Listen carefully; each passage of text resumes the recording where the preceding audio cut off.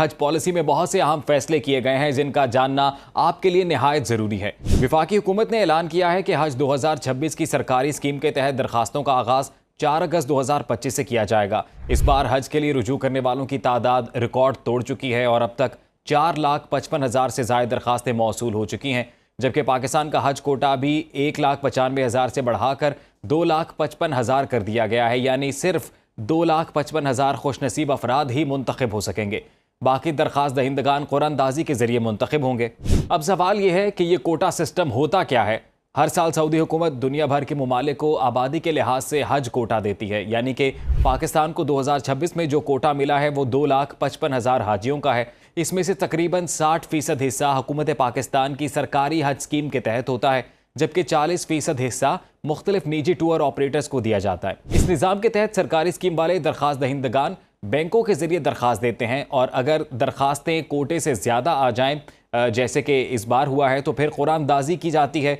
निजी हज स्कीम में लोग टूर कंपनीज के जरिए रजिस्ट्रेशन करवाते हैं, लेकिन इस बार हुकूमत ने ऐलान किया है कि निजी ऑपरेटर्स के लिए कोटे की शराइत में कोई नरमी नहीं होगी। हर ऑपरेटर के लिए 2,000 आज़मीन की हद बरकरार रहेगी। साथ ही निजी कोटे में शफाफियत को यकीनी बनाने के लिए भी नए इक़दाम किए जा रहे हैं।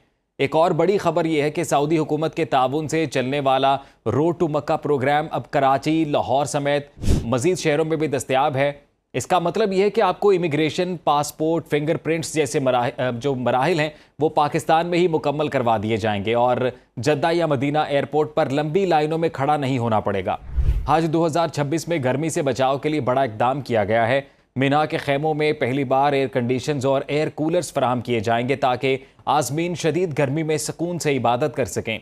इसके अलावा हर 188 हाजियों पर एक निज़ाम मुकर्रर होगा, यानी कि 1,050 मुअव्विन हर वक्त खिदमत के लिए मौजूद रहेंगे और मदीना और मक्का में रिहाइश, खाने और ट्रांसपोर्ट की सहूलियात को पहले से कहीं ज़्यादा बेहतर बना दिया गया है।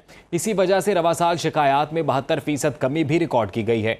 इस बार हुकूमत ने एक नया असूल शामिल किया है। जो लोग पहली बार हज के लिए दरख्वास्त दे रहे हैं या नौजवान हैं, उन्हें तरजीह दी जाएगी। साथ ही सऊदी पॉलिसी के मुताबिक 12 साल से कम उम्र बच्चों को हज वीज़ा जारी नहीं होगा। दोस्तों, हज सिर्फ इबादत नहीं है, ये एक अज़्म, कुर्बानी और सच्चे इरादे का सफ़र है। अगर आप हज की नीयत रखते